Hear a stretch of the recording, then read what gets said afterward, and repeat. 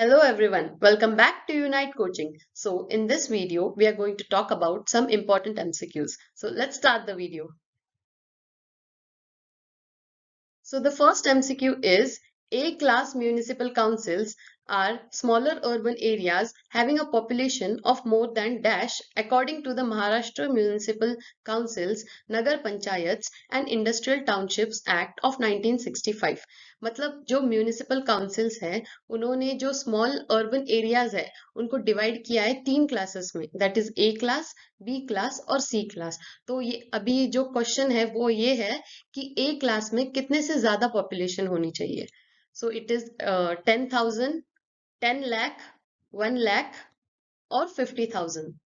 So the answer is 1 lakh. मतलब every smaller urban area shall be classified by the state government as class A, B class और C class on the basis of population. मतलब according to population उन्होंने specify किए है कि इसको A class बोलना है या B class बोलना है या फिर C class बोलना है. तो criteria क्या है population का?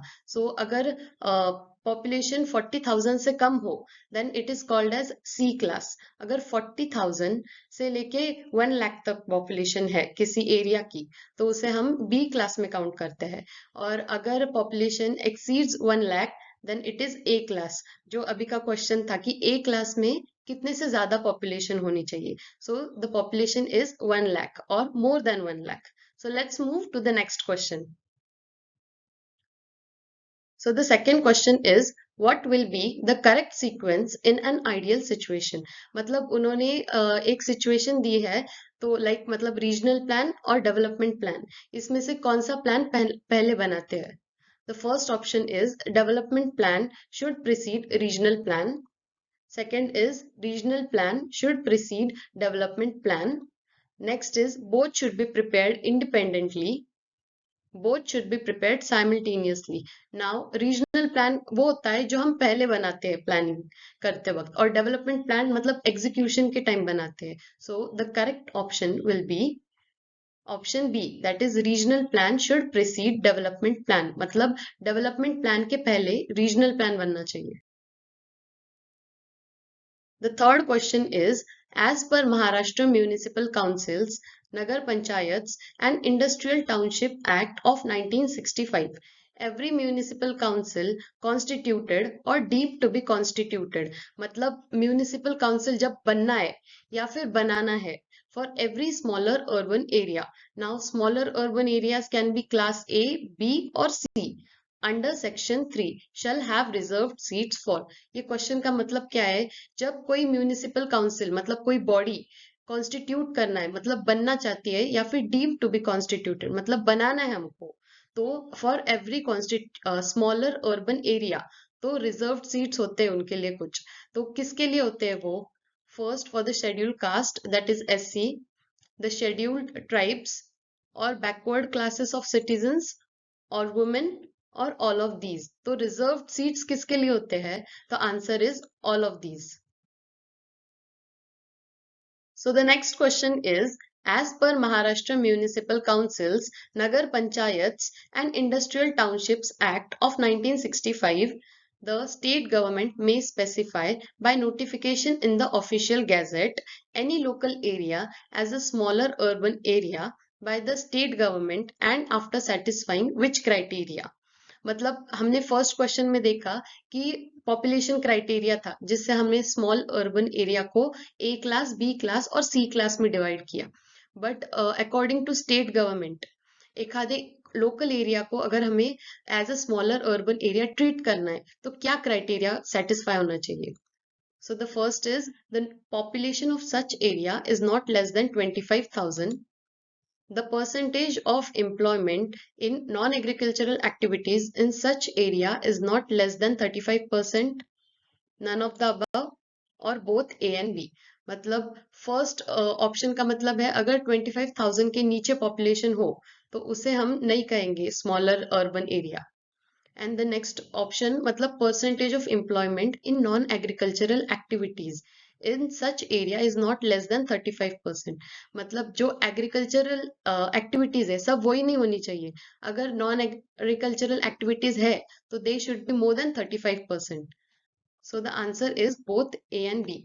मतलब फर्स्ट केस में हमने देखा कि सी क्लास में less than 40,000 population we can say, but अगर 24,000 पॉपुलेशन है तो we can't consider it as small urban area, क्योंकि वो पॉपुलेशन कम मतलब लोग कम, that means it can also be counted in a rural area. और अगर नॉन एग्रीकल्चरल एक्टिविटीज ही लेस देन 35% होंगी, मतलब एग्रीकल्चरल एक्टिविटीज ज्यादा है, so they can be considered as rural area. That's why these two criteria should be specified. So the next question is, as per Maharashtra Municipal Councils, Nagar Panchayats and Industrial Townships Act of 1965, every municipal council constituted or deemed to be constituted, मतलब जो body बनना चाहती है या फिर हमें बनाना है, for every smaller urban area under section 3 shall consist of councillors elected at ward elections by direct elections. ये उन्होंने इंफॉर्मेशन दी है कि अगर हमें काउंसलर्स को इलेक्ट करना है वार्ड इलेक्शंस में बाय डायरेक्ट इलेक्शंस, तो what should be the number of such councillors nominated by collector. ये नॉमिनेटेड वर्ड इसलिए हाईलाइट किया है क्योंकि ये भी क्वेश्चन आ सकता है कि काउंसलर्स किससे नॉमिनेट किए गए, तो it is nominated by collector. So the option is not exceeding 10% of the total number of elected councillors or 5, whichever is less, not exceeding 5% of the total number of elected councillors or 5, whichever is less, not exceeding 10% of the total number of elected councillors or 10, whichever is less, or non exceeding 15% of the total number of elected councillors or 5, whichever is less। मतलब जो counsellors elect किए जाएंगे at ward elections, direct elections के through, तो वो कितने होने चाहिए minimum. So the correct answer is not exceeding 10% of the total number of elected councillors or 5, whichever is less।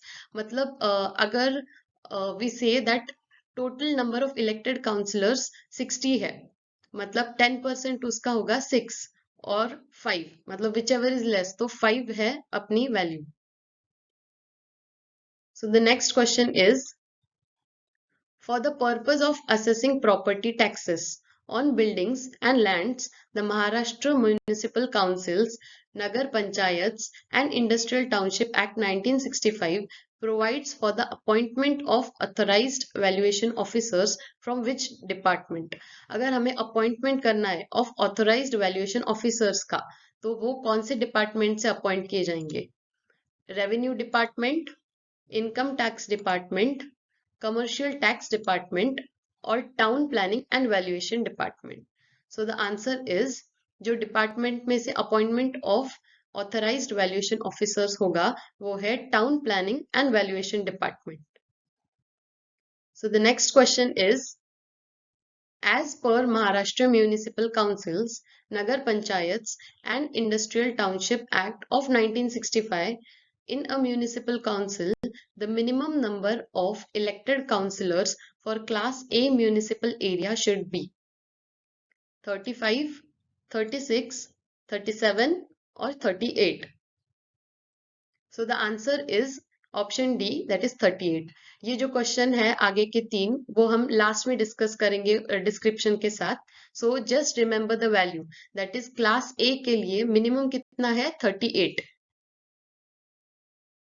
As per Maharashtra Municipal Councils, Nagar Panchayats and Industrial Township Act of 1965, in a municipal council, the minimum number of elected councillors for Class B municipal area should be। First we have seen Class A के लिए कितना था? 38, minimum value was 38, and for Class B 21, 22, 23 or 24. So the answer is 23. So the last question is, as per Maharashtra Municipal Councils, Nagar Panchayats and Industrial Township Act of 1965, in a municipal council, the minimum number of elected councillors for Class C municipal area should be 16, 17, 18 or 19. So the answer is 17. So in next slide we will discuss about the class A, class B and class C का जो minimum criteria हमने अभी answer सिर्फ याद किया, अभी हम उसका क्राइटेरिया देखेंगे। जो हमने क्वेश्चंस पढ़े लास्ट के 3, उनका डिस्क्रिप्शन एंड इंफॉर्मेशन यहाँ पे दिया गया है। दैट इज क्लास ए के लिए जो हमने पढ़ा, the minimum number of elected councillor shall be 38। ये डायरेक्ट वैल्यू दी गई थी, but it was for population less than 1 lakh. और अगर 1 लाख के ऊपर पॉपुलेशन हो गई, that is for every 8,000 of population above 1 lakh, there shall be one additional elected councillor. मतलब 1 लाख के ऊपर अगर 8,000 पॉपुलेशन बढ़ गई तो एक और ऐड कर दिया जाएगा इलेक्टेड काउंसलर, दैट इज 39 हो जाएगा वो number.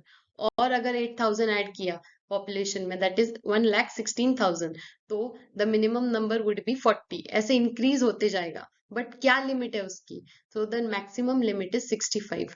Maximum total number of elected councillors can be 65, उसके आगे नहीं हो सकता। अगर 1,01,000 भी रहा तो 38 ही होगा, जब तक वो 8,000 तक नहीं पहुंचता। और क्लास बी के लिए the minimum number was 23 up to population 40,000। But अगर पॉपुलेशन 40,000 के ऊपर चला गया, लाइक 45,000, तो the minimum number would be 24। अगर 50 हो गया तो मिनिमम नंबर वुड बी 25। मतलब 5,000 के एडिशन के साथ एक इलेक्टेड काउंसलर इंक्रीज होते जाएगा। तो उसकी लिमिट क्या है क्लास बी के लिए? 37। मतलब maximum total number of elected councillors can be 37 for class B. The same way class C के लिए 17 minimum number था, but population 25,000 तक, 25,000 तक 17 नंबर। और अगर 25,000 के ऊपर 3,000 इंक्रीज हुआ पॉपुलेशन, तो एक और ऐड कर दिया जाएगा। ऐसे ही मल्टीपल ऑफ 3,000 पे एक एक और इलेक्टेड काउंसलर इंक्रीज किया जाएगा। और the maximum number for C class is 23. So thank you so much for watching this video. अगर आपको ये वीडियो पसंद आया हो तो do like this video, subscribe our channel. Thank you so much for watching. Thank you.